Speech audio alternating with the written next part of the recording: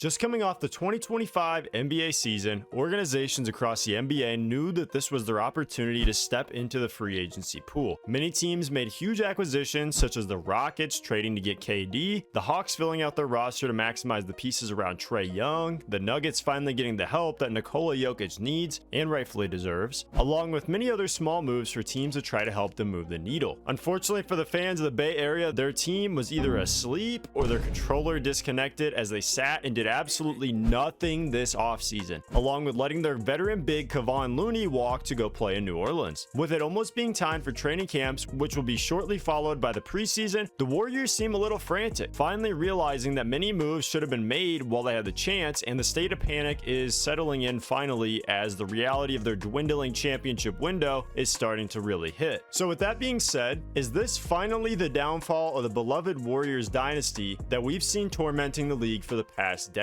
I know it has been forever, y'all, but I'm finally back. We got the new PC. Look at this. The new PC is in the building. But in reality, I'm so excited to be back. Make sure to drop a like and subscribe to the channel if you have not already. And let's talk some Warriors hoops. So last year, if you do not remember, the Warriors actually were in a very bad spot going into the All-Star break around that time. As of February 2nd, they were 25-26, tied for 10th in the Western Conference, which was actually very disgusting considering they still had Steph Curry, and he was actually not having his best season at this time either. The biggest problem with this team also was just their lack of creation outside of Steph. They had zero offensive firepower. Jonathan Kuminga was fortunately able to put some rim pressure on. Heck, we even saw Lindy Waters getting some run for this team earlier in the season because when Steph went down for a little bit, offensively, they just had no firepower and they were very much pushing to find an answer. You could tell that Steph Curry was having to try not to pull as much of an offensive load. Obviously, he's getting up there in age. Steve Kerr was trying to restrict him. So at the trade deadline, they would go get Jimmy Butler out of Miami because obviously they were closely monitoring that situation. Kind of a stalemate of he didn't want to be there. The team didn't want him. So thankfully, the Warriors were able to pick him up. We saw in the second half of the season that the Warriors actually benefited so much from having Jimmy Butler on the team. Over the next couple of weeks, they would go on a 14-2 stretch since picking up Jimmy Butler, and they were kind of figuring out that during this time was kind of when they ended up neglecting Jonathan Kuminga because his fit next to Jimmy Butler isn't great. We know Jimmy Butler's not a great three-point shooter. Well, problem is you can't really play those two together while also trying to play a guy like Draymond, who might be a false three-point shooter. He has some good nights shooting-wise, but he's not consistent enough from the three-point line for you to consider him a threat. And I think this was where the biggest part of the Kuminga saga would kind of fall apart. We can tell Kuminga is at a stalemate with the Warriors. They don't want to get rid of him, but he doesn't want to be there. His team wants him to be there. We've heard reports that Steph and Jimmy and Draymond all want them to sign him back. And to me, it was the most disgusting that it took until Steph went out in the playoffs for the Warriors to really start giving him some run. And as we saw when he was out there on the floor in those 4 games that he played in the series against the Timberwolves, where obviously they went down in 5 without Steph, he would average a whopping 24.3 points in those last 4 games, including 55% shooting. His only issue is, what does he bring to the team outside of his rim pressure and offensive presence? He's not a great 3-point shooter. He's not a great rebounder, and he's not a great playmaker. So unfortunately for him, it's hard for the team to try to give him as much value as he believes he has. He's similar to a guy like Benedict Mathurin that can kind of prove his value on the court in other ways if he can find a way to impact defensively, or if he can be a better playmaker, as they can kind of run through him more and get him a little more trust at the ball. The problem with Kuminga, though, is the fit with Jimmy Butler is going to be a problem if he continues to have his shooting woes. Kuminga is a career 33% three-point shooter. It is on very low attempts, as last year he averaged 3.2 attempts from 3, which was his highest mark of his entire career. However, he shot his lowest percentage at only 30.5%. For him to be effective, he needs to try to reach around a 35% threshold to try to maintain, because that'll give the team a little more trust in him from deep. And with a team that's already finding offensive struggles, as we saw in the playoffs against the Rockets, they had a lot of games that went down to the wire in very close under 100 point scoring games. And I think that's why it's important for them to try to figure out this Kuminga problem. As we saw with the Miami Jimmy Butler situation, when you have that poisonous toxic relationship between a team and and the player, it doesn't just hurt the management and that player, it also hurts the entire locker room, as it kind of just brings the morale down. And with this Warriors team being kind of on their last leg to try to push to get Steph and Draymond their 5th ring, it's kind of hard to look at that and think that Jonathan Kuminga should stick around when the team doesn't necessarily know what to do with him, as they've explored trade packages such as going and getting Malik Monk, which they denied, or even a deal that would have got them Alex Caruso from the Bulls before he was traded to OKC for Josh Giddey. And well, we kind of saw already what Alex Caruso's value is, as the Thunder may not have won the finals, as we saw Caruso's defensive impact guarding 1 through 5, including guarding Nikola Jokic. We just saw what he was really capable of. The fact that the Warriors aren't willing to really explore more of these options and try to figure out what they can get for him, it's just kind of even more damning evidence pointing to the fact that they kind of don't know what they're doing. As we've seen in the Mike Dunleavy Jr. era, ever since Bob Myers stepped down, it seems that the Warriors don't really know how to win now versus win later, and they're kind of stuck in the middle. They haven't really been able to win now. We saw them exit in the second round 2 years ago against the Los Angeles Lakers. They went from a play-in loss to this year. They also lost in the second round. And when you have a guy like Steph Curry, who is a top 10 NBA player of all time, the greatest shooter ever, you have to maximize your championship window. Obviously, getting Jimmy Butler was a big part of that. As we've seen in the modern NBA, you cannot win a championship with just a couple great players. You have to fill out the roster. The Indiana Pacers, nobody looked at as a team even close to going to the finals. If you were to have numbered off who you thought was a contender in the East, the Pacers would have been at the highest number 4 or number 5, and they made it to the finals pretty much off the power of friendship. They had so many key role players. Everybody stepped up shooting wise. Nesmith was lights out. Nembhard hit some really clutch, tough shots. Halliburton turned into one of the clutchest playoff performers we've ever seen. Siakam was attacking in isolation in the post, and as you see, it really is a team effort. You cannot just win off the backs of 1 or 2 star players, and I think the Warriors are going to have to really have that settle in. The methods of winning now have changed from the time when they were dominant in the 2015 to 2020 era. Personally, the problem with the Malik Monk deal for Jonathan Kuminga is that Malik Monk is obviously, he's just not a great defender. He does provide a little bit better shooting than Jonathan Kuminga. He does provide still good rim pressure and a spark scoring off the bench, which I think would probably be a little bit better of a fit than having Kuminga obviously not being able to play with Jimmy Butler still. Kuminga has gone out and said he believes his contract is worth nearly what Cade Cunningham's is, and I personally think that's bogus as hell, because I don't think he's anywhere near the level of player that Cade Cunningham is, and he has a lot to prove to even consider us putting him in that conversation. And heck, even Jimmy Butler has been confused and gone out and said he has no idea what the Warriors are doing, not only with the Kuminga situation, but the fact that they have 9 rostered players less than 2 weeks before training camp. They couldn't even run a 5-on-5 if they wanted to, because they don't even have enough players. And I think Jimmy Butler has every right to be more frustrated than anyone else in the situation. He just came from a situation just like Kuminga's. He escaped it and was hoping to feel relieved, and now he has to deal with the stalemate once again. So what's next for the Warriors? Well, I think this is the number 1 priority for the team, is going and trading Jonathan Kuminga. You cannot expect this to work out when you're not going to pay him what he wants. He's not going to get the role he wants, when we can tell he wants to be able to go out there and score the basketball. If he went and played in Phoenix or in Sacramento, he would be able to pretty successfully do those things, as those teams are not going to be really competing for anything in the next couple of seasons. He would also be able to not only earn more playing time, but be under that veteran presence of scorers such as DeMar DeRozan, Zach LaVine, or on the flip side, he would be next to Devin Booker. Obviously, he plays with Steph and Jimmy Butler right now, but if you had an increased role next to the other guys we mentioned, that might help him flourish a little more as a player and hopefully grow the other aspects of his game to make him provide more value when he is on the court. The biggest hopes for the Warriors this season as a ceiling, I would say, is them pushing to try to make a conference finals run. The way that being possible is getting rid of Kuminga and potentially going and getting a serviceable big. They've had issues trying to find a consistent one. They didn't play Kevon Looney in a series where they could have used him against the Rockets, and that's why he was frustrated. He walked out. Quentin Post, who can shoot the 3 ball, do a tiny bit of everything else, but not enough to really provide much for them. And then obviously Draymond is older. He's not able to play as big of a 5 as he used to be, meaning that some of these lineups may not work as well. And also, rebounding wise, you don't trust Draymond as much as you would an actual 7-footer. Trace Jackson Davis, same thing. He had some very solid games in the last 2 seasons, but with him, the biggest issue being consistency. He can go out there and just kind of have stinkers, and obviously offensively, he can't do a lot outside of the paint, which if he could expand his game to be able to add a little bit of a jump shot would help, or even increasing his ability defensively, especially on the perimeter. As we've seen in the Warriors dynasty, they have not had a very great big for almost the entirety of it, excluding Andrew Bogut, or if you count Draymond Green. They have not had an actual 7-footer that can go out there and do a bit of everything, or even provide some offensive firepower. They went from having Bogut, they had Zaza Pachulia, Festus Ezeli, Mo Speights. They just kind of bounced from big to big, pause, and it just didn't really work out how they were hoping to. I think the team will succeed a little more this season, though, looking at having Jimmy Butler for an actual full season after getting that time of meshing with the team under his belt, more time to work together, spend time hopefully bonding with those new teammates. And obviously Steph Curry coming off that playoff hamstring injury, you just want him to be able to play at least at the same level that he was. And in that Timberwolves series, as we saw, he was still electric, and that first game he was lighting them up before he ended up going down with the injury. The one move they can make in the situation is to go get them Unk himself, Al Horford. Al Horford has obviously been a very versatile defender for a good amount of his career, and even recently at his old age of 72, he's still able to go lock up on the perimeter, especially against some of these guards. He still has pretty quick feet, and not just that, floor spacing will never be an issue with Big Al. So I would hope that the Warriors at least can secure that deal, but obviously they've been waiting for the Kuminga situation to fizzle down. What do you think about the Warriors going forward? I personally am just kind of in a gray area with them. I don't see them as a real championship contender this year. I do see them as a playoff team, though. They might have a similar exit to last year. I just hope for good health for them, obviously, with some of their older players, but they have to get this stalemate figured out with Jonathan Kuminga, because my goodness, this is all we've been hearing about all offseason. Heck, we were even hearing about it last season, and it's still a problem. So please, not even as a Warriors fan, but speaking for Warriors fans that I'm close with, please, for the love of God, go do something. You cannot just sit and wait. The current NBA is not a place where you can just sit and wait for moves to happen. You have to go out, do something, make a trade, make a signing. You can't just sit and watch. Make sure to drop a like and sub down below. I'd appreciate it a lot. Thank you guys for watching the video. As always, it feels so good to be back. I